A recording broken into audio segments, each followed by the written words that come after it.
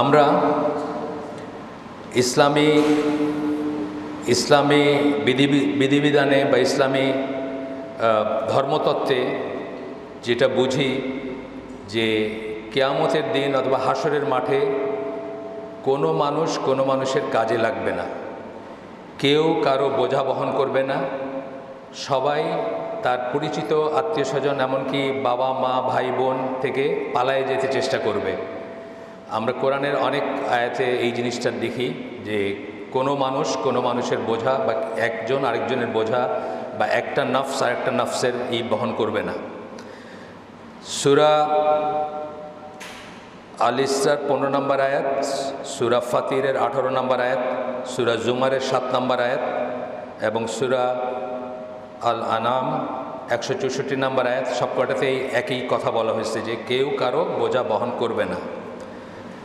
এছাড়া আমরা দেখি যে নবী পয়গম্বরদের লাইফ দেখলে, আমাদের নবী বা অন্য নবীদের লাইফ দেখলে, জীবন দেখলে আমরা বুঝি যে তারাও তাদের নিকটাত্মীয়দের কাজে লাগবেন না যদি সেই সব নিকটাত্মীয়রা একটা পর্যায় পর্যন্ত ঈমানের উপর না থাকেন বা যদি মুশরিক হয়ে থাকেন বা কাফের হয়ে থাকেন, তারা কোনো কাজে লাগবেন না।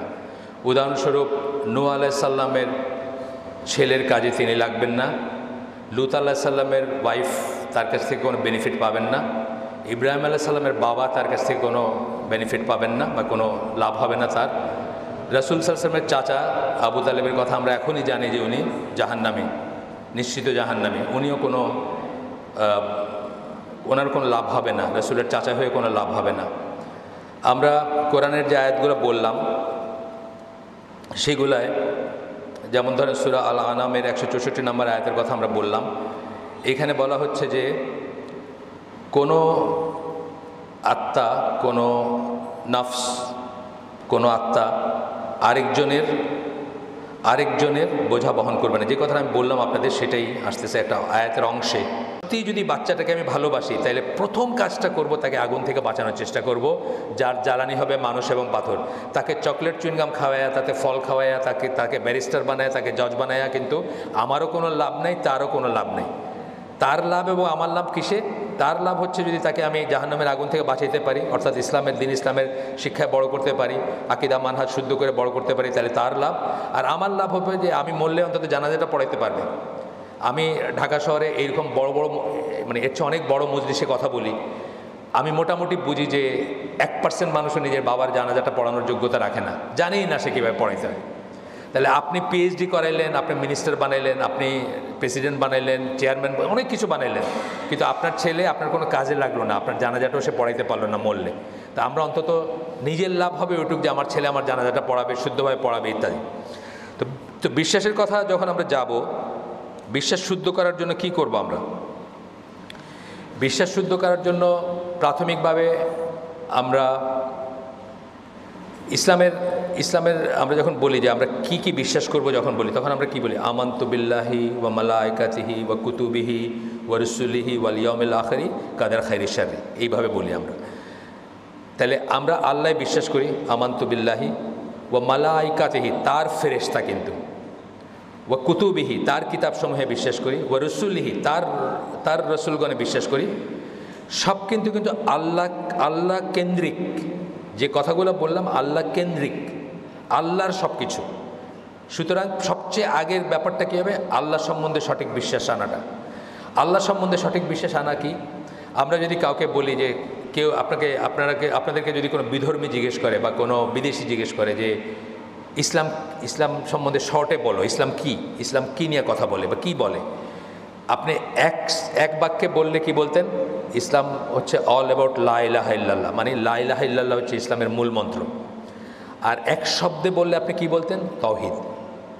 এই জন্য দেখবেন যে সৌদি আরব থেকে প্রকাশিত যেসব বই আছে ওগুলাতে ইসলামিক মনোথিজম, মানে যে কোনো কিছু বললে তার তাওহীদের কথা বলে। আমাদের দেশে সৎ কাজে আদেশ, মন্দ কাজে নিষেধ একটা কথা খুব ঘন ঘন শোনা যায়। আমাদের দাওয়াতি গোষ্ঠীতে বলে থাকে যে সৎ কাজে আদেশ, মন্দ কাজে নিষেধ করবেন। 1 নম্বর সৎ কাজে আদেশ হচ্ছে কাউকে তাওহীদের আদেশ দেওয়া, তাওহীদের দিকে ডাকা। আর 1 নম্বর মন্দ কাজে নিষেধ হচ্ছে তাকে শিরক থেকে মুক্ত করা বা কুফর থেকে মুক্ত করা বা ওইখান থেকে ফিরিয়ে নিয়ে আসা বা ওইখান থেকে বারণ করা। কারণ তাওহীদ হচ্ছে এমন একটা গুণ যা সমস্ত গোনাকে খাটো করে দেয়। আপনারা যদি তৌহিদের উপর মৃত্যুবরণ করেন তাহলে আপনার আশা আছে আপনি কোনো না কোনো দিন জান্নাতে যাবেন। আপনি চোর ডাকাত যাই হন না কেন, কথার কথা আমি হইতে বলতেছি না আপনাকে, কিন্তু যার ভিতরে মাস্টার সিড সরিষা দানা পরিমাণ তৌহিদ বা তৌহিদের উপর যে বুঝ নিয়ে যে মারা যাবে সে কখনো না কখনো জান্নাতে যাবে। কিন্তু দুনিয়ার সমস্ত ভালো কাজ করছেন, খালি তৌহিদটাই আপনার নাই, আপনার সমস্ত কাজ নষ্ট। সুতরাং এই জন্য আমরা বলবো যে তৌহিদটা আগে ঠিক করবেন, ইমানের বিষয়গুলো ঠিক করবেন। ইমানের বিষয়গুলো আমি 6টা বিষয় বললাম। হ্যাঁ, আমাদের আহলে সুন্নাত জামার মতে 6টা বিষয়। আমাদের দেশে অনেকে আবার 7 নাম্বার একটা বলে, যেটার কোনো দলিল নেই। এই 6টা বিষয় কোথা থেকে আসছে?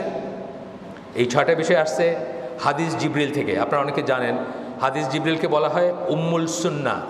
যে রাসূল সাল্লাল্লাহু আলাইহি ওয়াসাল্লাম মসজিদে বসেছিলেন, একজন ইয়াং ম্যান এসে, মানে ইয়াং সাদা কাপড় পরা কালো দাড়ি একজন মানুষ এসে তার কাছে আসতে চাইলেন। আয়েশা বসলেন, বৈশা বললেন আমাকে ইসলাম সম্বন্ধে বলুন। আল্লাহ রসুল যখন বললেন তখন উনি বললেন আপনি সঠিক বলেছেন। ইসলাম সম্বন্ধে যখন বললেন যে ইসলাম হলো শাহাদা এবং সালাত বা সব কিছু বললেন। ইমান সম্বন্ধে জিজ্ঞেস করলেন আমাকে ইমান সম্বন্ধে বলুন। তখন আল্লাহ রসুল এক এক করে 6টা বলছেন। কিয়ামত পর্যন্ত যখন আপনাকে কেউ জিজ্ঞেস করবে ইমানের স্তম্ভ কয়টা, আপনাকে সেই 6টাই বলতে হবে। এইটা ছিল আল্লাহ রসুলের মৃত্যুর আগের ঘটনা, বিদায় হজের পরের ঘটনা।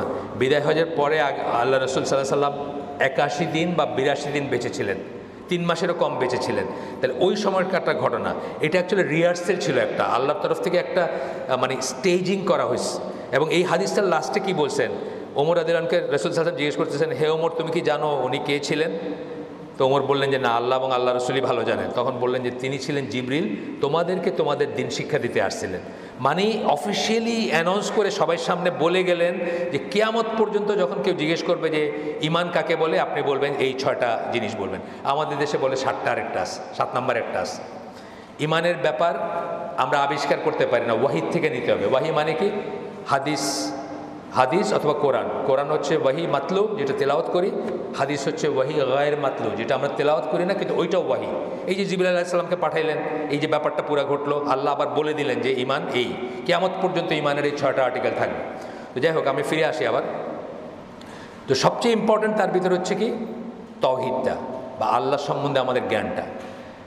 একই কথা কোরআন সম্বন্ধে যদি কেউ আপনাদেরকে জিজ্ঞেস করে যে কোরআনের মর্মার্থ কী, আপনি যদি একটা বাক্যে বলেন লা ইলাহা ইল্লাল্লাহ, একটা শব্দে বললে বলবেন তাওহীদ, কারণ কোরআন এই তাওহীদটাকে প্রতিষ্ঠা করার ব্যাপারেই কথা বলে। এটা সবচেয়ে ইম্পর্টেন্ট জিনিস, সবচেয়ে গুরুত্বপূর্ণ জিনিস। যখন আমরা আমাদের বিশ্বাস ঠিক করতে যাব, ঠিক করার চিন্তা করব, সর্বপ্রথম আমরা এটাকে ঠিক করার চেষ্টা করব। তাওহীদ নিয়ে কীভাবে, তাওহীদ নিয়ে অনেক কথা আছে, অনেক পড়াশোনা আছে, আপনি হাজার হাজার পৃষ্ঠা পড়তে পারবেন। কিন্তু একদম খুব ছোট্ট 2-4টা কথা যদি আমরা বলি, শুরুটা আপনার হবে কি সূরা ইখলাসের শেষ আয়াতটা, ওয়ালাম ইয়াকুল্লাহু কুফুয়ান আহাদ।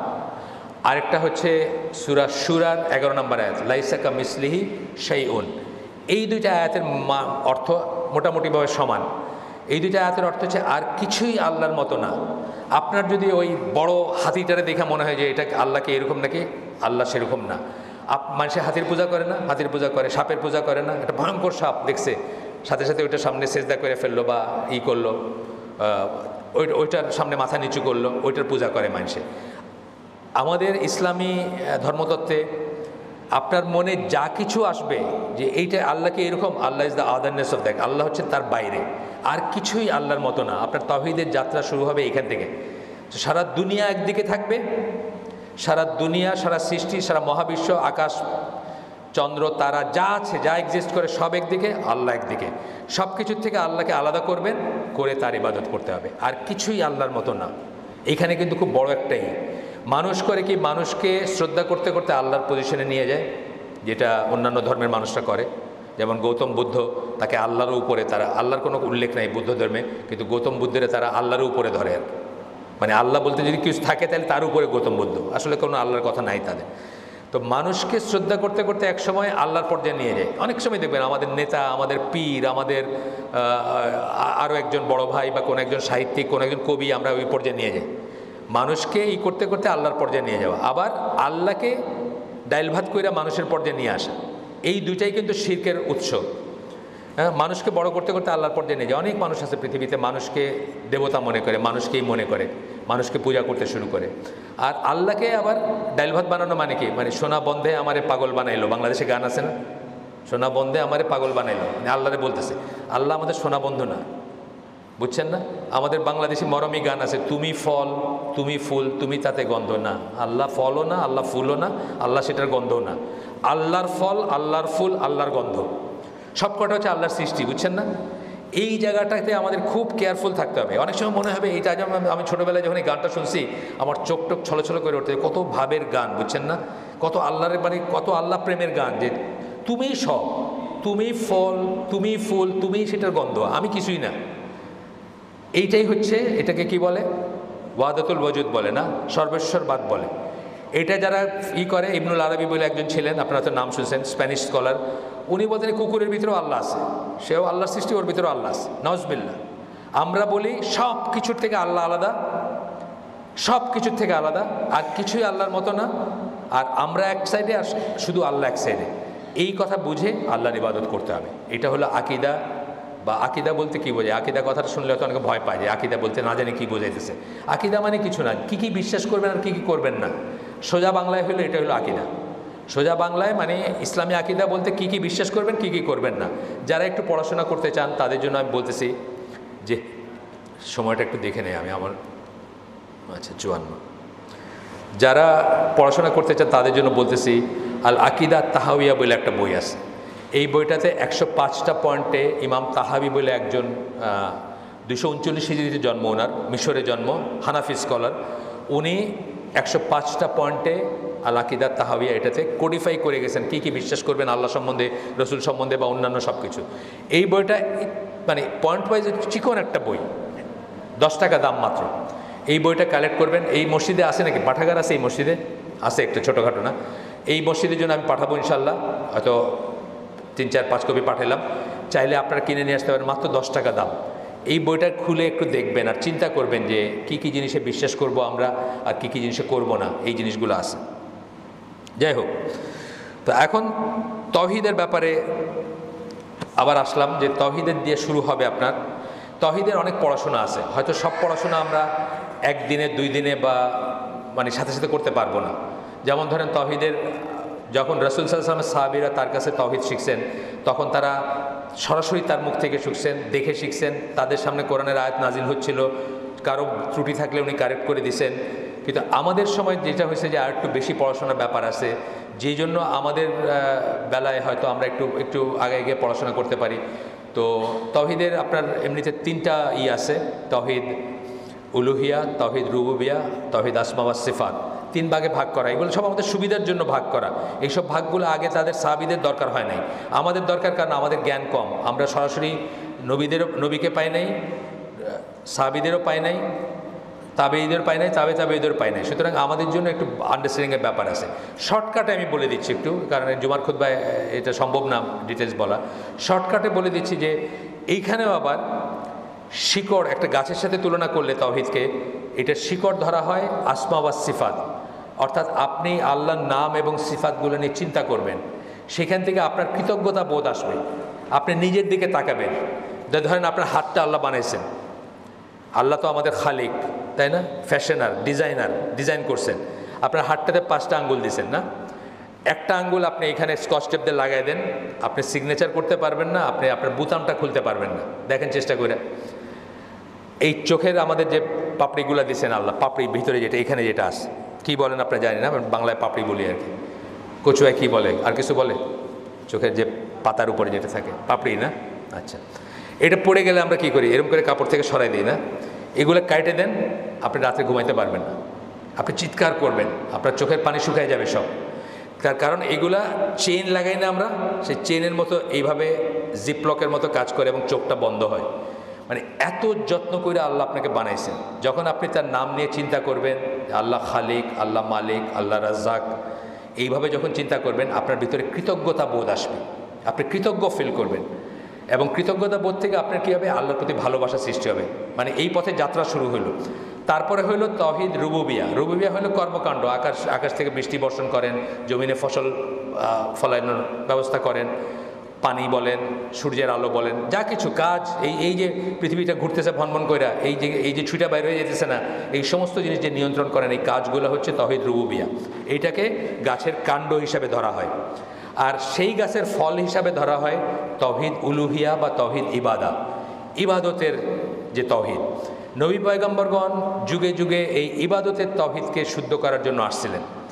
এইখানেই কিন্তু সরে গেছে। যেমন মক্কার কাফেররা বা মুশরিকরা, তারাও কিন্তু তাদেরকে জিজ্ঞেস করলে, যদি জিজ্ঞেস করা হতো যে আকাশ থেকে কে বৃষ্টি বর্ষণ করেন, তারা বলতো আল্লাহ।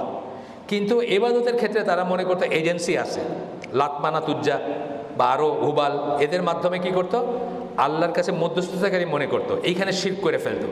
এবং এই শিরককে ঠিক করার জন্যই যুগে যুগে নবী রসুলকে পাঠানো হয়েছে এবং আমাদের রসুল সাল্লাল্লাহু আলাইহি ওয়াসাল্লামকেও পাঠানো হয়েছে। যেই জন্য ইলাহ, ইলাহ কথাটা কি, যার ইবাদত করা হয়, লা ইলাহা ইল্লাল্লাহ, এইটা ঠিক করার জন্য পাঠানো হয়েছে। এবং মক্কার মুশরিকদের একটা দল, যারা মক্কা কেন্দ্রিক যে উৎসবগুলো হইতো, যে মেলা হইতো, ওকাজের মেলা বা ওই যে বৎসরে সিজনের সময় মেলা হইতো, ওই সময় যে তিজারা যেতে তাদের অনেক আয় উন্নতি হইতো, তাদেরকে ট্যাক্স দিত বা ইত্যাদি করতো, তারা খেয়াল করে দেখছে যে লা ইলাহা ইল্লাল্লাহ যদি প্রতিষ্ঠিত হয় তাহলে তাদের এগুলো সব বাতিল হয়ে যাবে। এই জন্য কিন্তু তারা বিরোধিতা করছে। তারা এটার অর্থ বুঝছিল যে এটা কোথায় যাচ্ছে। যাই হোক, তো আমরা একটু করে বললাম তাওহীদ দিয়ে শুরু করব, তারপরে বিশ্বাসের সব জিনিসগুলো ঠিক করব। যেমন ধরেন সেকেন্ড আর্টিকেলটাকে, সেকেন্ড এটাকে মালাইকাতিহি, তার ফেরেশতাগণ সম্বন্ধে আমাদের দেশে দেখবেন অনেকখানে ফেরেশতা আঁকে, অনেক কার্ডে টার্ডে এই সে ফেরেশতা আঁকে। কী আঁকে? একটা ন্যাংটা ছেলে, দুইটা ডানা আছে, ঘুরে বেড়াইতেছে। এটা হলো কাফেরদের, পশ্চিমাদের ফেরেশতার আইডিয়া। আমাদের পশ্চিমাদের ফেরেশতার আইডিয়া এটা না। আমাদের জিবরাইল আলাইহিস সালামের 600 প্লাস ডানা আছে, কোনো ফেরেশতার 3টা ডানা আছে। বা এক একজন ফেরেশতা হচ্ছেন এক একজন ইন্ডিভিজুয়াল। আপনি যেরকম মামুন, আরেকজন যেরকম শামীম, ফেরেশতারা এক একজন এক একটা ইন্ডিভিজুয়াল ব্যক্তি, এবং তাদের এক একজনের একটা ডিউটি, এক একজনের একটা ক্ষমতা, এক একজনের একটা চেহারা বা এক একজনের একটা মানে গঠন। এইভাবে আমাদের বিশ্বাস করতে হবে, আমাদের বিশ্বাসগুলোকে ঠিক করে ফেলবো। আজরাইল বলি আমরা কথায় কথায় বলি না, আজরাইল মৃত্যু ফেরেশতা, এটা কিন্তু ইসলামের নাই, এটা কিন্তু বাইরে থেকে আসছে। আমরা মালাকুল মওত বলি, তাই না? তো আমরা আমাদের এইগুলো ঠিক করে নিব, আমাদের যেসব ত্রুটি আছে ঠিক করে নেব। মালাইকাতি, কুতুবি, কিতাব সম্বন্ধে আমাদের কি, কিতাব সম্বন্ধে আমাদের মানে যে কিতাবের কথা আল্লাহর নাম ধরে বলছেন অথবা নাম ছাড়া বলছেন, কিছু কিছু কিতাবের নাম নিয়ে বলছেন, তাওরাতের কথা বলছেন, ইনজিলের কথা বলছেন, কিছু কিছু কিতাবের নাম বলেন নাই। যেমন ইব্রাহিম আলাইহিস সালামের কাছে যেই আসছেন, বলছেন যে কিতাব আসছে, কিন্তু নাম বলেন নাই সেটা। যেগুলোর নাম বলছেন, যেগুলোর নাম বলেন নাই, প্রত্যেকটা আল্লাহর কাছ থেকে আসছে, এটা বিশ্বাস করতে হবে। তবে এখন কোরআন ছাড়া আর কোনো আনঅ্যাডাল্টারেটেড বা ভেজাল মুক্ত কোনো কিতাব আর নাই। কেউ যদি আপনাকে, আহমেদ দিদাত বলে একজন দায়ী ছিলেন, ওনার সময় উনি সাউথ আফ্রিকার কথা বলতেন। সাউথ আফ্রিকার কালো চামড়া মুসলমানরা সরল হইতো খুব, তো ওদের সামনে গিয়ে ওরা একটা মানে বই দেখায় বলতো, বাইবেল দেখায় বলতো, এটাকে আল্লাহর কিতাব তোমরা বিশ্বাস করো, এটা তো ইনজিল। ওরা তো বলতে হবে, ওরা তো শিখছে, মুসলমান হিসেবে শিখছে যে আমরা তো সব কিতাবে বিশ্বাস করি। বলছে হ্যাঁ বিশ্বাস করি। তাইলে এখানে যে কথাগুলো লেখা আছে এগুলো বিশ্বাস করো না, এগুলো কি মিথ্যা হইতে পারে? না, আল্লাহর কথা কীভাবে মিথ্যা হয়? তা আল্লাহ বলছেন এইটা, বললাম এটা শোনাই দিয়ে ওদের একটা ঝামেলার ভিতরে ফেলাই দিল, একটা সন্দেহের ভিতরে ফেলাই দিল। তো আমাদেরকেও জিজ্ঞেস করলে আমরা কি বলবো? বাইবেল দেখায় বললে হ্যাঁ এটা অরিজিনালি আল্লাহর কিতাব ছিল, কিন্তু এইখানে এখন কিছু অংশ আছে আল্লাহর কথা আর বাকিগুলো মানুষের কথা, মানুষে বেজাল ঢুকাই দিচ্ছে। তাইলে আমরা ঠিকমতো উত্তরটা দিতে পারবো, তাই না? তো কিতাব সম্বন্ধে আমাদের বিশ্বাস ঠিক করবো যে এখন একমাত্র কিতাব হচ্ছে কোরআন, ভেজাল মুক্ত বা অবিকৃত কিতাব হচ্ছে কোরআন। আর বাকিগুলো ছিল এককালে, তখনকার ইসের জন্য ছিল, কিন্তু এখন আমাদের বেলায় এটা প্রযোজ্য না, বা আমাদের ওটা নিয়ে যারা এক্সপার্ট, যারা স্কলার, তাদের জ্ঞানের দরকার হতে পারে। আমাদের এটা নিয়ে জ্ঞান অর্জনের কোনোই নেই। এমনকি ওমর রাদিয়াল্লাহু আনহুকে আল্লাহ রাসূল তিরস্কার করছেন যে তুমি জানো মুসা যদি এখন থাকতেন ওনার আমার করতে হতো, আমার আনুগত্য করতে হতো, তোমার দরকার নেই ওটা। তা আমাদের জন্য শুধু আমাদের এই বাইবেল নিয়ে এই না, আমার কোরআন পড়ে শেষ করতে পারি না। কয়জন আছেন এখানে কাভার টু কাভার অর্থসহ কোরআন পড়ছেন? আগে নিজেরটা জানেন, তারপরে অন্যটা জানবেন, অন্য ভুল বাদ কি আছে অন্যটা বাইর করবেন। নিজেরটা নিজের ঘরে, এই যে আজকে আমরা বলতেছি কু আনফুসাকুম ওয়া আহলিকুম নারা, নিজেকে এবং নিজের আহালকে আগে আগুন থেকে বাঁচাবেন। এবং আগুন থেকে বাঁচানোর চেষ্টা, পুকুরে যেরকম একটা ঢিল মারলে কি হয়, ঢিল থেকে একটা সার্কেল বড় হয়ে বাইরের দিকে যায় না, মাঝখানে একটা বিন্দু হয়, তার থেকে বাইরের দিকে যায়। দাওয়াতি কাজও সেরকম হবে, নিজেকে নিজের আহালকে আগুন থেকে বাঁচাবেন। তারপরে যদি সময় থাকে নিজের ভাই, চাচাতো ভাই, খালাতো ভাই, নানা, দাদা, আস্তে আস্তে বাইরের দিকে যাবে, গ্রাম, তারপরে শহর, তারপরে ডিস্ট্রিক্ট, তারপরে দেশ, তারপরে বাইরের দিকে যাবে। এইটা হয়েছে কথা যে আপনার যতটুকু ক্ষমতা আছে অন্তত নিজের ঘরের তো আপনি আমির, সেখানে আপনি পরিবর্তন করতে পারেন। গেল কিতাব সম্বন্ধে বললাম। তারপরে রসুলগণ সম্বন্ধে, প্রত্যেকটা রসুল সত্য রসুল, যাদের কথা আল্লাহ নামে বলছেন যাদের কথা নামে বলেন নাই, 25 জনের মতো নামে বলছেন, তার বাইরে কিন্তু নামে বলেন নাই। সবাই সত্যর রসুল, এই কথার মানে লা নুফাররিকু বাইনা আহাদিম মির রসুলি যখন আমরা বলি, এই কথার মানে হচ্ছে তারা যে সত্য সেই ব্যাপারে আমরা কোনো ডিসপিউট করি না।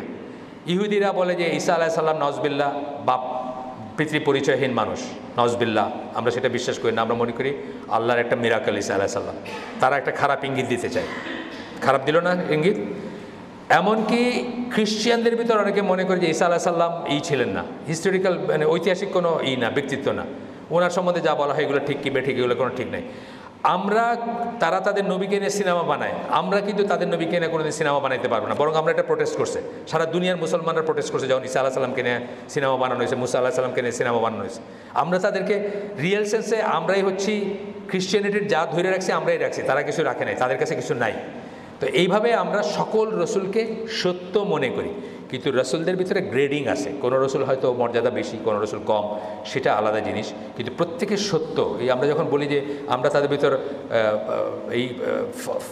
মানে লা নুফাররিকু মানে কোনো করি না, ভেদাভেদ করি না, তখন কিন্তু সত্যতার ব্যাপারে কোনো ভেদাভেদ করি না, সবাই সত্য, সবাইকে আমরা শ্রদ্ধা করি, কাউকে আমরা তিরস্কার করি না, কারো দোষ ধরি না, কাউকে বদনাম করি না, কারোর সম্বন্ধে খারাপ কথা বলি না। এই কথা ইভেন ঈসা আলাইহিস সালাম না, যারা আমাদের মুসলমানদেরকে মেরে ফেলতেছে বলতে গেলে, তাদের নবীকেও কিন্তু আমরা কোনোদিন খাটো করে বলি না। এবং আল্লাহ কোরআনে এমনকি মুশরিকদের গড যারা, তাদেরকেও গালি দিতে না করছে। সূরা আলা নামের একটা আয়াত আছে যেখানে বলছেন যে তাদেরকেও করবে না, কারণ তাহলে তোমাদের আল্লাহকে তারা করবে, গালি দিবে। এই জন্য আমরা এমনকি মুশরিক যারা ধরেন সেটা হিন্দু হোক অথবা বৌদ্ধ হোক, তাদের দেবতা দেবদেবীকেও আমরা কখনো গালিগালাজ করব না। এটা আমাদের আল্লাহ নিষেধ করে দিয়েছেন যে আমরা এটা করব না। আমরা তাদেরকে বিশ্বাস করি না সেটা অন্য কথা, কিন্তু গালিগালাজ করব না আমরা। আচ্ছা, এরপরে যেটা হবে গেল, আমি বিশ্বাসের কথা বললাম, বিশ্বাস আগুন থেকে বাঁচানোর জন্য কি করবেন। এরপরে চিন্তা করবেন যে মুসলিম মানে কি? আত্মসমর্পণকারী, তাই না? আত্মসমর্পণকারী যে নিজের ইচ্ছা অনিচ্ছাকে আল্লাহর ইচ্ছা অনিচ্ছার কাছে আত্মসমর্পণ করে, তাকে আমরা মুসলিম বলি। ইসলাম শব্দ মানে কিন্তু শান্তি বলে অনেকে, না, ফার্স্ট মিনিং হচ্ছে আত্মসমর্পণ, এবং যে আত্মসমর্পণ করে তাকে আমরা মুসলিম বলি, তাই না? তাইলে মানে কখনো চিন্তা করে দেখছেন যে সাহাবীদের কথা, যে সাহাবীরা একজনের উট আরেকজনের উটের আগে পানি খেয়ে ফেলছে, লাইন ধরছেন বোধেন, একজনের উট ধরেন লাইনটা ভেঙে গিয়ে পানি খেয়েছে, এটার জন্য একজনকে মেরে ফেলছেন। মানে সাহাবীর পার্টিকুলার বলতেছে, মানে আরবরা এরকম ছিল। এই যে মারলো একজন, ওকে মারলো, ওর গোত্রের লোক এর গোত্রকে মারবো, এ আবার তাকে মারবে, বংশ পরম্পরায় চলতেছে এটা। এই মানুষগুলা মাত্র 23 বৎসরের ভিতরে এমন মানুষে রূপান্তরিত হয়েছে যে ইয়ারমুকের যুদ্ধের সময়, ইয়ারমুকের যুদ্ধ হলো আবু বকর রাদিয়াল্লাহু আনহু যখন মারা গেছেন অলরেডি, ওমর রাদিয়াল্লাহু আনহু পাওয়ার মানে ক্ষমতা গ্রহণ করছেন, কিন্তু সেনাবাহিনী তখনও জানে না যে ক্ষমতা চেঞ্জ হয়েছে ওইখানে। তো এরকম সময় ইয়ারমুকের যুদ্ধের সময় লাইন ধরা সাহাবীরা শুয়ে আছেন, কাতরাচ্ছেন পানির জন্য। প্রথম জনের কাছে নিয়ে গেছে যে পানি, বলছে আমার চেয়ে ওনার বেশি দরকার। এরকম করতে করতে লাইনের শেষে গেছেন, লাইনের শেষের যিনি উনি বলছেন আবার ওইদিকে বেশি দরকার, আইসা দেখছেন সবাই মারা গেছে। এই যে মানে সেলফলেসনেস বা আত্মত্যাগ যেটা, বা নিজেকে প্রাধান্য দেন নাই, যেখানে উট পানি খেয়েছে দেখে মেরে ফেলছেন, সেই একই মানে প্রজন্ম, এটা কি করে সম্ভব হলো 23 বৎসরে?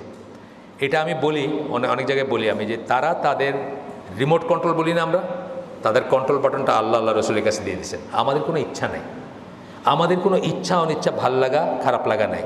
আপনারা যেটা বলবেন সেটাই আমাদের ইচ্ছা, সেটাই আমাদের অনিচ্ছা। এই জন্য দেখবেন এরকম ছোটো জিনিস জিজ্ঞেস করছেন আল্লাহ রসুল, যে আজকের দিনটা এরকম, আল্লাহ এবং আল্লাহ রসুলই ভালো জানেন। দেখবেন সাহাবীরা অনেক জ্ঞানী সাহাবী ছিলেন, যারা হয়তো মানে মুহূর্তে উত্তর দিতে পারতেন, কিন্তু তারা এটাকে কখনোই করতেন না। তারা বলতেন আল্লাহ এবং আল্লাহ রসুলই সবচেয়ে ভালো জানেন। আচ্ছা, এখন মুসলিম হিসাবে বসবাস করার মানে কি? মুসলিম হিসাবে যখন আমরা বিশ্বাস ঠিক করলাম, ধরেন থিওরিটিক্যালি আমি বলতেছি, আপনারা বিশ্বাস নিয়ে পড়াশোনা করছেন, বিশ্বাস মোটামুটি ঠিকঠাক হয়েছে, এখন কি করবেন? এই বিশ্বাসগুলোকে কিভাবে প্রয়োগ করতে হবে সেটা শিখবেন। শুধু বিশ্বাস করে বসে থাকলে তো হবে না। আপনাকে দেখবেন আপনি ডাক্তারে দেখবেন, ডাক্তার বলতেছে যে সিগারেট খাইলে লাং ক্যান্সার হয়, সিগারেট খাইতে হয় না, সিগারেট খাইতে খাইতে কথাটা বলতেছে। তার মানে কি সে বিশ্বাস করে? সে আসলে বিশ্বাস করে না। যেভাবে বিশ্বাস করা উচিত সেভাবে করে না। তাইলে প্রথমে সে সিগারেট ছাড়তো। কথা বুঝছেন না? যে কথাটা আপনি বললেন, আপনি মুখে লা ইলাহা ইল্লাল্লাহ বলতেছেন, আপনি একটা মাজারের ভিতরে বসে লা ইলাহা ইল্লাল্লাহ বলতেছেন, সারাক্ষণ জপতেছেন, ওইখানে পূজা, ওইখানে সেজদা দিতেছেন বা আরও কিছু করতেছেন, যাই হোক। তা আপনি প্রয়োগ করবেন কিভাবে? তো প্রয়োগ করতে গেলে আপনি 3টা জিনিস চিন্তা করবেন।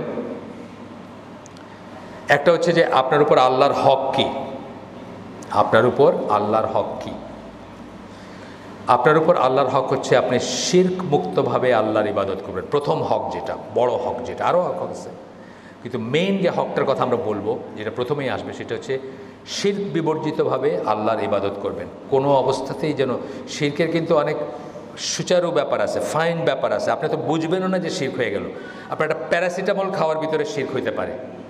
আপনি মনে করেন প্যারাসিটামলেই মাথা ব্যথা সারায়, কি মনে করছেন তার উপর বড় শিরক, ছোট শিরক হইতে পারে, আবার কিছুই না হইতে পারে, ঠিক আছে?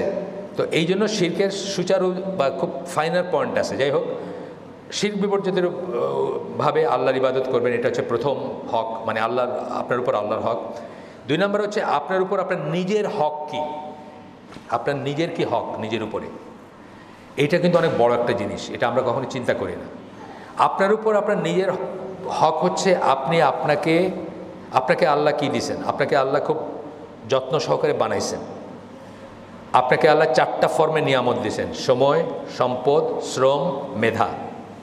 সময় আপনার লাইফ, কারো 26, কারো 62, আল্লাহ বেঁধে দিয়েছেন। এটা আমাদের কিছু করার নেই, কিন্তু এটাকে আপনি কীভাবে ব্যবহার করলেন? সময়, সম্পদ, টাকা পয়সা দিয়েছেন আপনাকে, কীভাবে ব্যবহার করছেন, কীভাবে করবেন। শ্রম, আপনাকে স্বাস্থ্য দিয়েছিলেন, এটা কোথায় খরচ করছেন। মেধা, আপনাকে ইন্টেলেক্ট দিয়েছিলেন, এটা কোথায় খরচ করছেন। এই 4টা ফর্মে নিয়ামত দেওয়া হয়েছে। এই 4টা নিয়ামত আপনি অপচয় করবেন না, এইটা হচ্ছে আপনার উপর আপনার হক। কিন্তু আমরা 4টাই অপচয় করি। সময় অপচয় করি না, ঘন্টার পর ঘন্টা ফেসবুক চালায়া, আল্লাহর দেয়া যে মুখে জিকির থাকার কথা ছিল, সারাক্ষণ আল্লাহর রিমেম্বারেন্স, যেটাকে আমরা বলি, অর্থাৎ স্মরণ করা মানে যে খালি কখনো স্মরণ করা মানে জিকিরের মানে কখনো নামাজ, জিকিরের মানে কখনো কোরআন পড়া, জিকিরের মানে কখনো লা ইলাহা ইল্লাল্লাহ বলা। স্মরণ করা মানে সার্বক্ষণিক আপনি মনে রাখবেন যে আপনি আল্লাহর বান্দা, আপনি আল্লাহর দৃষ্টির সামনে আছেন, আল্লাহ আপনাকে দেখেন, আল্লাহ আপনাকে শোনেন। আপনার ভিতরে যে গোপনে আপনি যে গুনাহ করার কথা চিন্তা করতেছেন, সেটা করার আগেই আল্লাহ জানেন। এইভাবেই করা। তো যাই হোক, আপনি আপনার প্রথমটাই বললাম, সময়। কত সময় অপচয় করি না আমরা সবাই, কোনো না কোনো ফর্মে করি। চায়ের দোকানে আড্ডা মাইরেই করি, আর ফেসবুক চালাই করি। প্রতিটি সময় গেল, আপনার জীবনটা একটা সেকেন্ড গেল, মানে 1 সেকেন্ড কমে আসলো আপনার জীবন। আপনার ঘড়িটা রিভার্স ট্রিক করতেছে, মানে এই যে কাউন্টডাউন বলি আমরা, কাউন্টডাউন বলি না, 100 থেকে শুরু হয়, 99, 98 করতে করতে 0 শেষ। আপনারও জীবনটা যখন শুরু হয়েছে, আল্লাহ তো জানেন এটা 26 না 62, তখন কিন্তু আপনার কাউন্টডাউন শুরু হয়ে গেছে। এটা যখন 0-তে আসবে, শেষ আপনার জীবন। তাহলে আপনি এটাকে নষ্ট করে ফেললেন, মানে কি আপনার ড্রেনে চলে গেল। প্রত্যেকটা মুহূর্ত আইদার আল্লাহর আনুগত্যে যাবে, আর না হলে এটা ইউজলেস চলে গেল। আর সময় হচ্ছে সবচেয়ে বড়, এই সম্পদগুলো সবই সম্পদ বা সবই নিয়ামত, কিন্তু সময়টা হচ্ছে সবচেয়ে বড় নিয়ামত। কেন? কারণ এইটা অন্য 3টা নিয়ামত এটার উপর নির্ভর করে, আপনি খেয়াল করলে বুঝবেন। এবং এটা এমন একটা সম্পদ যেটা আপনার ফ্রিজে রাখতে পারেন না। গরু মাংস মানুষে এক কোরবানির থেকে প্রায় আরেক কোরবানির কাছে নিয়ে যায়, বড় লোকরা অনেক 2-3টা দিল, দিয়া ফ্রিজে রেখা, ডিপ ফ্রিজে রেখে খাইতেছে। সময়ের ফ্রিজে রেখা পরে কাজে লাগাতে পারবেন না। টাকা ব্যাংকে রেখা 10 বছর পরে আপনি ইউজ করতে পারেন, সময়কে সেটা করতে পারেন না। তো আপনার সময়টা অপচয় করবেন না ইনশাল্লাহ। নিজের উপর নিজের হক, সময় অপচয় করা এবং অ্যাট দ্য সেম টাইম জীবন অপচয় করা একই জিনিস। ফেসবুক চালানো, টেলিভিশন দেখা, ইউটিউব দেখা, চায়ের দোকানে বসে আড্ডা মারা, সহ যা কিছু করে মানুষ। আচ্ছা, এরপরে কি? সম্পদ। আমরা হালাল পথে যেমন ইনকাম করাটা জরুরি, হালাল পথে ব্যয় করাটাও কিন্তু জরুরি। আল্লাহ কিন্তু অপচয়কারীদের শয়তানের ভাই বলছেন। আপনার উপর আপনার হক বলতেছে, এই জিনিসগুলো আপনার জিনিস ছিল, কিন্তু আপনি এগুলোকে নষ্ট করবেন না। শরীরটা, আপনি ওই ইয়াবা খাইলেন, আপনি ফেন্সিডেল খাইলেন, আপনার কিডনি নষ্ট হয়ে গেল। আপনি 24 বছরের একটা যুবক, কিন্তু আপনি এরকম করে 80 বছরে বুড়াচ্ছে, গুজা হয়ে হাঁটেন। আপনি তো কোনো কাজ করতেই পারেন না, উল্টা আপনি সমাজের উপর একটা বার্ডেন, বোঝা, তাই না? এটা আপনি নিজেকে অপচয় করলেন, নিজেকে নষ্ট করলেন, নিজেকে ক্ষয় করলেন। আল্লাহ আপনাকে যেই জন্য সৃষ্টি করছেন সেটা আপনি করতে পারলেন না। আর যেটা দিয়ে আপনি হয়তো অনেক কিছু করতে পারতেন। আপনার মেধাও নষ্ট হয়ে যায়। আপনি যেগুলো ড্রাগগুলো যেগুলো বলতেছি, যেগুলোর কথা বললাম আমরা, এই হেলথ ড্রিঙ্ক খালি কিডনি নষ্ট হয়ে যায়, ওগুলোর ভিতরে আবার অন্যান্য জিনিস, খারাপ জিনিস দেওয়া থাকে। আপনি এইভাবে অপচয় করতে পারেন। এবং সবচেয়ে আরও দুইটা যে অপচয় হচ্ছে যে আজকাল দেখবেন অনেক সময় ইয়াং ছেলেপেলেরা আত্মহত্যা করে, ওঠে না, পেপারে ওঠে, এটা উঠে। আত্মহত্যা কেমনে করতে পারে একটা মানুষ যাকে আল্লাহ এত যত্ন করে এত করে বানাইছেন একটা ডেফিনেট পারপাসের জন্য, যে সেই জন্য আল্লাহর মানুষকে কেন বানাইছেন আল্লাহ? ওমা খালাক্তুল জিন্না ওয়াল ইনসা ইল্লা লিয়াবুদুন, মানুষ এবং জিনকে শুধুমাত্র তার ইবাদত করার জন্য আল্লাহ সৃষ্টি করছেন। তারপরে যেগুলো করবে সে ইবাদত ঠিক রেখে করুক, কোনো সমস্যা নাই। সে কামাই করবে, সে রুজি করবে, সে সংসার করবে, সে আরও কিছু করবে, মাছের চাষ করবে, নাইলে ধানের চাষ করবে, ঠিক আছে। কিন্তু এইটা ছাড়া যদি মরে সে, তাহলে তার 16 আনাই বৃথা। আপনাকে আল্লাহ সেই জন্যই করছেন, আপনি সেই জীবনটাকে নষ্ট করে দিবেন, এটা অপচয় করতে পারেন না। তো কিন্তু শয়তান এবং তার অনুচর যারা তারা কিন্তু সারাক্ষণ আপনাকে চেষ্টা করতেছে যে আপনি যেন আপনার জীবনটাকে নষ্ট করেন। এই জন্য সিনেমা, এই জন্য টেলিভিশন, এই জন্য ফেন্সিডিল। যেই দেশের থেকে ফেন্সিডিল আমাদের দেশে আসে, সেই দেশে 1 ফোঁটা ফেন্সিডিল ব্যবহার হয় না। 350 ফেন্সিডিলের কারখানা আছে, অনেক আগের স্ট্যাটিস্টিক্স, এখন হয়তো আরও বেশি। যেখান থেকে 1 ফোঁটা ফেন্সিডিল সেই দেশের মানুষ খায় না, সেইটা চলে আসে কোথায়? আমাদের দেশে। আইসা কারা করে? ইয়াং জেনারেশনটা করে। এখন দেখেন আমাদের রাষ্ট্রযন্ত্রে যারা আছেন, আমাদের যারা নেতা, তারা বলেন যে বাংলাদেশকে কেউ ঠেকাইতে পারবো না। কথাটা আংশিক সত্য, কেউ বলতে নজবিল্লা, আমরা ওইভাবে কথা বলি না। আমরা বলি যে আল্লাহ না চাইলে কেউ কিছু করতে পারবে না, আর আল্লাহ চাইলে কেউ ঠেকাইতে পারবে না। আমাদের ল্যাঙ্গুয়েজটা এটা হওয়া উচিত। কিসের উপর ভরসা করে বলেন? যে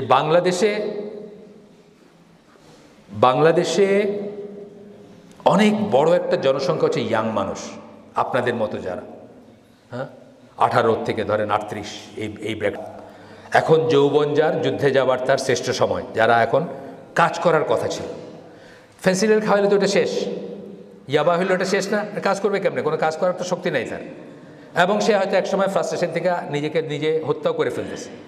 এটা ওরা চায়, এটা কাফেররা চায়, এটা মুশরিকরা চায়, এটা ইসলামের বিরুদ্ধ শক্তি তারা চায় যে আমরা যেন এই করে শেষ হয়ে যাই। এটা বোঝার ব্যাপার আছে। সো আপনার উপর আপনার হক হচ্ছে আপনি নিজেকে ধ্বংস করবেন না, আপনি নিজেকে অপচয় করবেন না, এবং মনে রাখবেন আপনাকে আল্লাহ কেন সৃষ্টি করছিলেন? শুধুমাত্র আল্লাহর ইবাদত করার জন্য প্রাথমিকভাবে। ওইটা ছাড়া আপনি পিএইচডি করলেন, প্রেসিডেন্ট হইলেন, প্রাইম মিনিস্টার হইলেন, আপনার জীবনের 16 আনা বৃথা। সুতরাং ওইটা ঠিকমতো করতেছেন কিনা এটা দেখবেন, নিজের উপর নিজের হক খেয়াল করবেন। তারপরেরটা হচ্ছে আপনার উপর পরিবেশ প্রতিবেশের হক কী। আমরা দুইটা কথা বললাম, পরিবেশ প্রতিবেশ বললাম। একটা হচ্ছে আপনার আশপাশে যারা আছে তাদের হক কী। ইসলামে কিন্তু নেইবার বা প্রতিবেশী যারা, তাদের হকটা কিন্তু অনেক বড় একটা হক, আপনি জানেন হয়তো। এমন যে সাহাবীরা একসময় ভয় পাইতেন যে প্রতিবেশীকে ওয়ারিশ বানায় দেওয়া হয় নাকি, অর্থাৎ আমি মরলে প্রতিবেশী আমার সম্পত্তি থেকে কিছু পাবে, এইরকম ওয়ারিশ বানায় দেওয়া হয় নাকি, এটা মনে করতেন তারা একসময়। মানে আশঙ্কা করতেন যে তারা প্রতিবেশীর কোনো হক নষ্ট করলেন কিনা, বা এসে খুব কেয়ারফুল থাকতেন তারা। এবং রাসূল সাল্লাল্লাহু আলাইহি ওয়াসাল্লাম সহিহ হাদিসে বলছেন যে প্রতিবেশীকে যে ইচ্ছা করে কষ্ট দেবে সে জান্নাতের কাছে ধরেও যেতে পারবে না। মানে সামারিটা বললাম আমি। তো এই যে ব্যাপারটা, পরিবেশের আপনার উপর হক আছে, প্রতিবেশের হক আছে। আমি গরিব মানুষ, আমার বাড়িটা হচ্ছে এই জায়গায়, আর আপনার বাড়িটা হচ্ছে টিল্লার উপরে, আপনি বড়লোক, আপনি ওইখান থেকে আপনার ড্রেনটা ফালাই দিলেন আমার বাড়ির সামনে দিয়ে, ইচ্ছা করে আমাকে নিচু রাখার জন্য, যে এইখান দিয়ে যাবে যখন প্রত্যেকবার লুঙ্গি উঠায় যাইতে হবে কারণ ওইখানে ড্রেনের পানি আছে। আপনি আমাকে কষ্ট দিলেন না, আপনি কিন্তু জান্নাতে যাবেন না কখন। এটা খেয়াল করতে হবে যে পরিবেশ প্রতিবেশের হক কী। এটা গেল বাইরের হক। আর ঘরের ভিতরে যখন আসলেন তখন আপনি কি করবেন? তখন আপনার ঘরওয়ালা যারা আপনার নিচে আসে, আমরা এই কথাটা চলে আসতেছি, তাদের হক কী? তাদের হক হচ্ছে আপনি আপনার চেষ্টা মতো আপনার সাধ্য মতো আপনি চেষ্টা করবেন যে তারা যেন ফরজ ওয়াজিবগুলা করে। আপনার নিচে যারা আছে, আপনার ছেলের বয়স এখন 42 বছর হয়ে গেছে, আপনার কথা শুনবে না ঠিক মতো, সে সিনেমা দীক্ষা বেড়ায়, নামাজ পড়ে না, আপনি বলছেন অনেকবার, কোনো লাভ হয় না, সেটার কথা আমি বলতেছি না। যতক্ষণ আপনার গার্ডিয়ানশিপে আসে ততক্ষণ আপনি আপনার সামর্থ্য অনুযায়ী তাকে ফরজ ওয়াজিব করানোর চেষ্টা করবেন, 1 নাম্বার। 2 নাম্বার হচ্ছে শুধুমাত্র জায়েজ যেটা সেটার ভিতর যেন থাকে, না জায়েজে যেন না হয়, না যায় এটার চেষ্টা করবেন। যেসব জিনিস জায়েজ, যেমন ধরেন ঘড়ি পরা জায়েজ, ফ্যান চালানো জায়েজ, একটু ভালো খাওয়া জায়েজ, একটু ভালো পান করা জায়েজ, মানে এই ধরনের জিনিস। এবং 3 নম্বর হচ্ছে যা কিছু নিষিদ্ধ তার থেকে যেন তারা দূরে থাকে, সেই চেষ্টা করবেন। আপনাদের বললেন যে 1:30 সাধারণত না, আপনার দাঁড়ান, সাধারণত 1:30 দাঁড়ান, তাহলে আমরা আপনার এই প্রথম খুতবাটা আমরা তাহলে এখানে শেষ করে যাই। আকুলু মা তাসমাউনা ওয়াস্তাগফিরুল্লাহ লি ওয়া লাকুম মিন কুল্লি যামবিন ফাস্তাগফিরুহু ইন্নাহু হুয়াল গফুরুর রহিম।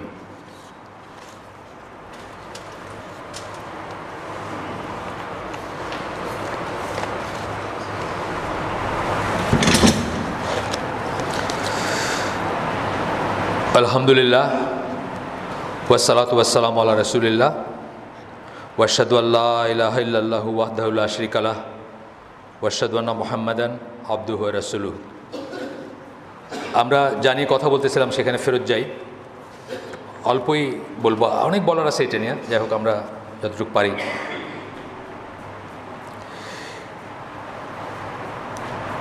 আপনি সূরা নিসা 34 নম্বর আয়াতে আল্লাহ বলে দিয়েছেন যে আপনি প্রোটেক্টর এবং মেনটেনার। প্রোটেক্টর মানে যে নিরাপদ রাখবে, মেনটেনার যে সংস্থান করবে, অন্য সংস্থান বা যে করবে, প্রোভাইড করবে, যে রোজগার করে আনবে পরিবারের জন্য, সেটা আল্লাহ বলে দিয়েছেন। আপনার উপর আপনার আপনার আপনার স্ত্রীর উপর আপনার ডেফিনেট কিছু রাইট আছে, ডেফিনেট কিছু রেসপন্সিবিলিটি আছে। এমন কিছু রেসপন্সিবিলিটি আছে বা দায়িত্ব আছে যেগুলো আপনি পালন না করলে আপনার জন্য খুব কঠিন পরিণতি অপেক্ষা করতেছে। যেমন ধরেন, দায়ুস কখনো জান্নাতে যাবে না, এটা কিন্তু একটা সহিহ হাদিস। এখন দায়ুস জান্নাতে যাবে না, দায়ুস কাকে বলে? আপনার গার্ডিয়ানশিপে আপনার বাবা না থাকলে মা আপনার আন্ডারে আসেন, বাবা না থাকলে বোন আপনার আন্ডারে আসেন, আপনার মেয়ে, আপনার ওয়াইফ, সবাই আপনার আন্ডারে আসেন। এখন তাদেরকে যদি আপনি পরপুরুষের কাছে যদি তাদের গতি নিয়ন্ত্রণ না করেন, তারা হাসি ঠাট্টা করে, আড্ডা মারে, রাস্তায় ঘাটে মানুষের সাথে কথা বলে, বেপর্দা চলে, আপনি কিন্তু দায়ুস বলে গণ্য হবেন। এটা নিয়ে আমার একটা লেকচার আছে আসুন্না কমপ্লেক্সে দেওয়া, আপনারা দেখতে পারেন কখনো সময় হলে। দায়ুস নিয়ে একটা ব্যাপার আছে, অনেক সময় আমরা খেয়াল করি না যে জিনিসটা মানে দিয়াসা কীভাবে চলে আসলো বা কীভাবে হয়ে যাচ্ছে, এটা আমরা অনেক সময় খেয়াল করি না। এটা একটা উদাহরণ দিলাম জাস্ট। আপনি আপনার ফ্যামিলি লিডার, আপনার আন্ডারে যত ফাহিশা, যত অন ইসলামিক কাজ হবে, যত হারাম কাজ হবে, সব কিছুর জন্য কিন্তু আপনি দায়ী থাকবেন এবং আপনাকে জবাবদিহি করতে হবে। আপনি বাচ্চা কাচ্চার কথা যখন আসতেছে, প্রথমেই হচ্ছে তাকে কোথায় পড়াবেন, প্রথমেই হচ্ছে তাকে কোথায় পড়াবেন। যদিও আমি বুঝতেছি যে এই জায়গাতে ইনশাআল্লাহ এটাকে ঘিরে, মসজিদটাকে ঘিরে একটা কমিউনিটি বিল্ড আপ করার চেষ্টা চলতেছে বা হবে ইনশাআল্লাহ। মসজিদ কেন্দ্রিক জীবন হবে, মসজিদ কেন্দ্রিক জীবন হবে, সোশ্যাল ওয়েলফেয়ার, সমাজ কল্যাণের কাজ সব কিছু মসজিদের থ্রুতে হবে এবং মসজিদ কেন্দ্রিক ইনশাআল্লাহ হবে। এখন না হোক, 10 বছর পরে হবে, 15 বছর পরে হবে। যারা এটার প্রতিষ্ঠাতা তাদের ভিশনটা এরকমই, তারা এইভাবেই চিন্তা করতেছেন যে মসজিদ কেন্দ্রিক ব্যাপারগুলো করবেন, শিক্ষা দীক্ষাও ইনশাআল্লাহ মসজিদ কেন্দ্রিক হবে। কিন্তু এখনকার দিনে শিক্ষাটা কিন্তু একটা বড় একটা ফিতনার ব্যাপার এবং বড় একটা চ্যালেঞ্জের ব্যাপার। আপনি আপনার বাচ্চা কাচ্চাকে কীভাবে শিক্ষিত করবেন। আমরা আমাদের স্কুল যেগুলোর সাথে আমরা সম্পৃক্ত আছি, সেখানের সার্ভে করে দেখছি যে, বা হিসাব করে দেখছি যে, একটা ক্যালেন্ডার ইয়ার, একটা বৎসর, শিক্ষাবর্ষে বাচ্চারা আমাদের কাছে থাকে 11% সময়, শতকরা 11 ভাগ সময় থাকে। আর 89 ভাগ থাকে হইল বাবা মার কাছে, বাসায়। এখন আপনি যদি শিক্ষাকে স্কুলের কাছে ইজারা দিয়ে দেন আর মনে করেন যে, অনেক বাচ্চারা এরকম বলে যে স্কুলে এত কষ্ট, স্কুলে এত পড়াশোনা, এটা বাসায় আসলেই ভিডিও গেম খেলা যাবে। আপনি যদি মনে করেন বাসাটা ভিডিও গেম খেলার জন্য, বাসাটা ট্যাব দেখার জন্য, বাসাটা টেলিভিশন দেখার জন্য, তাহলে আপনি আসলে বুঝে নিন এই বাচ্চা কীভাবে প্রতিপালন করতে হবে। কারণ 11% সময় দেওয়া 89% সময়কে আমরা সঠিক করতে পারবো না, শুদ্ধ করতে পারবো না। বাসাটাকে তার তারবিয়াত, তার ট্রেনিংয়ের, ইসলামী ট্রেনিংয়ের প্রথম জায়গা হলো বাসা। বাসাটাকে ইসলামীকরণ করতে হবে প্রথমে। বাসাটাকে ইসলামীকরণ করার কী উপায়? বাসার থেকে আপনারা জানেন যে ছবি, ঘণ্টা, কুকুর, বাদ্যযন্ত্র থাকলে বাসায় রহমতের ফেরেশতা ঢোকে না, শয়তান ঢোকে। তাহলে এইগুলো রেখে আপনি চেষ্টা করে কোনো লাভ আছে? এইগুলোকে বিতাড়িত করতে হবে। বাসাকে একটা ইসলাম বান্ধব পরিবেশ দিতে হবে, যেখানে আপনার বাচ্চার প্রথম ট্রেনিংটা হবে। আপনার বাচ্চার হাতে যদি আপনার মোবাইল ফোন দিয়ে বড় করেন, আপনি জীবনেও ছাড়াইতে পারবেন না এটা, যদি দিতে দিতে বড় করেন আর কি। অর্থাৎ ধরেন 2 বছরেই দেখলেন যে কান্দে, খাইতে গেলে কান্দে, আচ্ছা নে বাবা এটা দেখ, দেখে দেখে খা। ও তো খায় না, ও গিলে। তখন যখন এইভাবে দেখবে ওইটা দেখতেছে আর গিলতেছে, কোনো কাজে লাগে না, খাওয়ার অর্ধেকে হয়তো এমনি অকাজে চলে যায়। এটা খেয়াল করবেন, বাসার পরিবেশটাকে ইসলাম বান্ধব করতে হবে। এখন কথা হলো যে ইসলাম বান্ধব কীভাবে করবেন? একা ইসলাম বান্ধব করতে পারবেন না। আপনি যদি একটা জায়গায় থাকেন, ধরেন যে এমন একটা জায়গায় আছেন, সিনেমা পল্লীতে বসবাস আপনার, সব নায়ক নায়িকারা থাকে, আপনি ওইখানে একলা ইসলামপন্থী বা ইসলাম নিয়ে আপনি কাজ করেন, কথা বলেন বা আল্লাহর মতো চলতে চান। আপনার বাচ্চা নেক্সট বাসায় গেলেই দেখতেছে সিনেমা চলতেছে বা নায়করা দেখতেছে, আপনি ওইখানে বাচ্চাকে ইসলাম বান্ধব পরিবেশ দিতে পারবেন না। এই জন্যই আসতেছে যে আমাদের কমিউনিটি বিল্ডিংয়ের কথাটা, এই যে বললাম যে মসজিদ কেন্দ্রিক, এখানে যে 50টা 100টা বাড়ি থাকে, যারা এই মসজিদে সম্পৃক্ত, যারা বোঝেন যে আমরা কি বলতেছি, তারা তাদের বাসাগুলোকেও টেলিভিশন মুক্ত করবেন, তাদের বাসাগুলোকে ট্যাব মুক্ত করবেন, কার্টুন মুক্ত করবেন, মোবাইল ফোন মুক্ত করবেন, ডিভাইস মুক্ত করবেন। সেই সময় একটা বাচ্চা যদি এই বাসা থেকে ওই বাসায় যায়, গিয়া দেখবে যে আমারও নাই, ওরও নাই। আর নাইলে এখন কী হবে, এই বাসায় নাই, আপনি বন্ধ করে রাখছেন, ওই বাসায় গিয়ে দেখতেছে সব নাচ গান চলতেছে, বলবে আব্বা তুমি এত নিষ্ঠুর কেন? ওর আব্বা তো ওরে সব কিছু দেখতে যায়, তুমি কেন দেখতে দাও না? তাই না? এই পরিবেশটা দিবেন প্রি স্কুল বলতেছি আমি, স্কুলের আগে। তারপরে স্কুল নাই, নিজেরা স্কুল প্রতিষ্ঠা করবেন, দরকার হলে হোম স্কুলিং করবেন। তারপরেও বাচ্চারা যেন আল্লাহকে প্রায়োরিটি দিয়ে, আল্লাহর জমিনে আল্লাহর কথার সবচেয়ে বেশি মূল্য বা আল্লাহর কথা সবচেয়ে উপরে, মানে সবচেয়ে প্রায়োরিটি পাবে আল্লাহর কথা, এই বুঝটা নিয়ে বড় হবে। আমি একটা মাদ্রাসার কথা শুনছি, নামকরা মাদ্রাসা বাংলাদেশে। ওই মাদ্রাসায় পড়া একটা ছেলের বাবা আমাকে বলছেন, ইউনিভার্সিটির টিচার ছিলেন, ঢাকা ইউনিভার্সিটি, যে বাচ্চারা ওই মাদ্রাসা থেকে ছুটিতে যখন আসে, বাইরে হয়েই চায়ের দোকানে যায় পাশে, হাতে ক্রিস বলে না, ওই যে ইসের ব্যাগ, প্লাস্টিকের ব্যাগ, ওইটার ভিতরে জিন্সের প্যান্ট আর গেঞ্জি, সাথে সাথে জব্বাটা খুলে জিন্সের প্যান্ট গেঞ্জি পরে ব্যাস রওনা দিল বাসার দিকে। তার মানে কি, সে ইসলামী লেবাসটাকেও ভালোবাসতে শিখে নেয় এবং শিখবে না, এটাই স্বাভাবিক।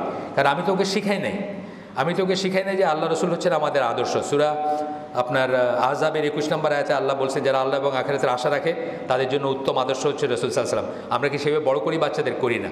তাহলে যাদের বাচ্চা হয়ে গেছে অলরেডি বড়, তাদেরকে এখন থেকে যতটুকু পারেন ঠিক করবেন। যাদের ছোট ছোট বাচ্চারা আছে তাদেরকে এখন থেকে এই পথে বড় করার চেষ্টা করবেন এবং নিজেরা নিজেদের বিদ্যালয় প্রতিষ্ঠা করবেন।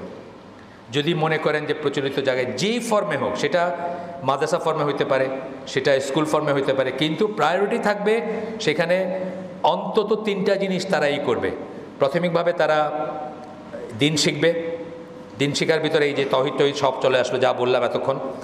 দ্বিতীয়ত তারা কোরআন শুদ্ধভাবে পড়তে শিখবে, হিফজেরিও থাকতে পারে সাথে।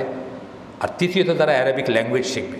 আর অ্যারাবিক ল্যাঙ্গুয়েজ ছাড়া ইসলাম কখনোই আপনি সঠিকভাবে বুঝবেন না, কোরআন কখনোই সঠিকভাবে বুঝবেন না, এবং মানে ওই জিনিসগুলোকে আপনি ভিজুয়ালাইজ করতে পারবেন না যে কোন অবস্থায় কি নাজিল হয়েছিল, কেন কি হয়েছিল। এগুলো জাস্ট একটা আয়াতটা আমরা এখানে পড়লাম, একটা আয়াত পড়লাম না, সূরা আলে ইমরান 102 নম্বর আয়াত, ইল্লা ওয়া আনতুম মুসলিমুন বললাম আমরা। এটার ট্রান্সলেশন দেখেন, মুসলমান না হয়ে মৃত্যুবরণ করো না। সবখানে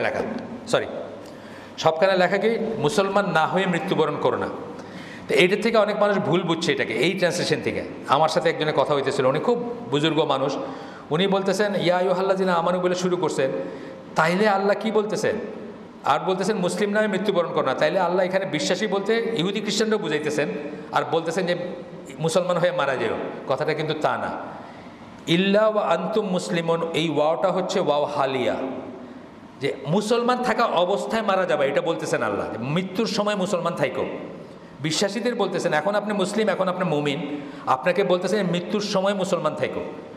কিন্তু এটা ট্রান্সলেশন আপনি চেষ্টা করে দেখেন, ভালো যতখানেই দেখেন আপনি দেখবেন মুসলমান না হয় মৃত্যুবরণ করো না। কারণ এক কথায় বলতে গেলে এইভাবে বলতে হয়, আর নাইলে এক্সপ্লেন করে বলতে হয় আমার মতো, যে যখন মারা যাইবা তখন মুসলমান অবস্থায় থাইকো, ওই হালে থাইকো, ওই অবস্থায় থাইকো।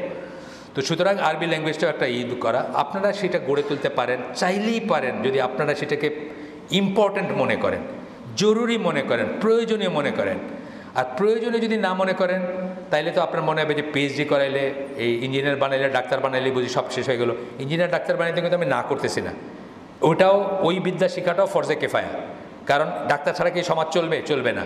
ডাক্তার ছাড়া, ইঞ্জিনিয়ার ছাড়া এই এই এই আপনার লাইট ফ্যান এগুলো চলবে না।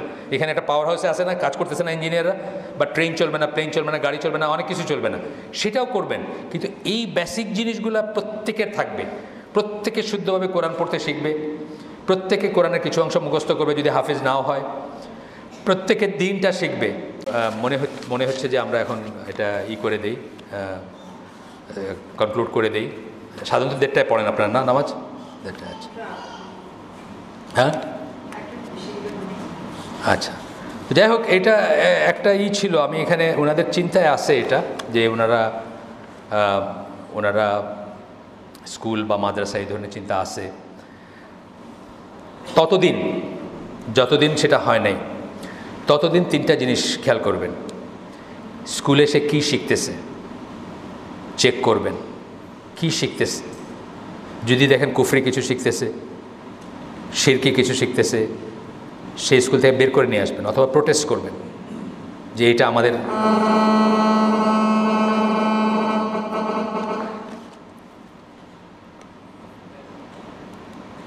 আমার না কিছু, আমি মনে করলাম আমার কিনা, আমার ফোনটা রাখছি আমি সময়ের জন্য। তো যতদিন খেয়াল করবেন এটা, যে কি শিখতেছে স্কুলে। 2 নাম্বার হলো সে কাদের সাথে মিশতেছে, অত্যন্ত ইম্পর্ট্যান্ট। এখন কিন্তু এই জিনিসটা আমরা দেখি না। আমরা যখন বড় হচ্ছি, আমাদের স্কুলে, আমি ইউনিভার্সিটি ল্যাবরেটরি স্কুলে পড়ছি ঢাকায়, আমার প্রত্যেকটা ফ্রেন্ডকে আমার আব্বা আম্মা তাদের বাপ মা সহ চিনতেন। ফ্রেন্ডদের তো চিনতেনই, তাদের বাপ মা শুদ্ধ চিনতেন। আমার এই স্কোপ ছিল না এসব বলা, যে আমি ওই আসিফের বাসায় গেছিলাম, চাপা মারার এটা স্কোপ ছিল না। কারণ পরদিন আসিফের বাপের সাথে আমার বাপের দেখা হয়েছে। আমার বাপ জিজ্ঞেস করছে, আমার ছেলে তো আপনার বাসায় গেছিল না, কই, বুঝছেন না ব্যাপারটা? তো খেয়াল করবেন কাদের সাথে মিশতেছে। একটা বললাম কি শিখতেছে, আরটা বললাম কাদের সাথে মিশতেছে।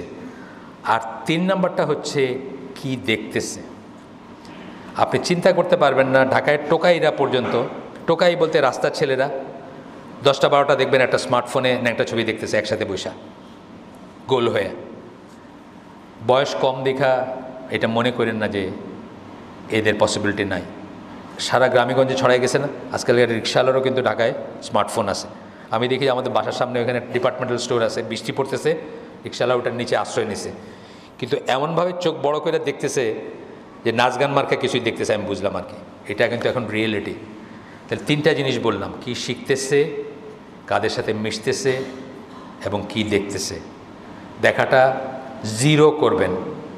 আমরা স্কুল চালাই ঢাকায়, আমরা এই বক্তৃতা দিতে দিতে আমাদের মুখে ফেনা উঠে গেছে যে আমাদের এইসব কোনো কাজে লাগবে না।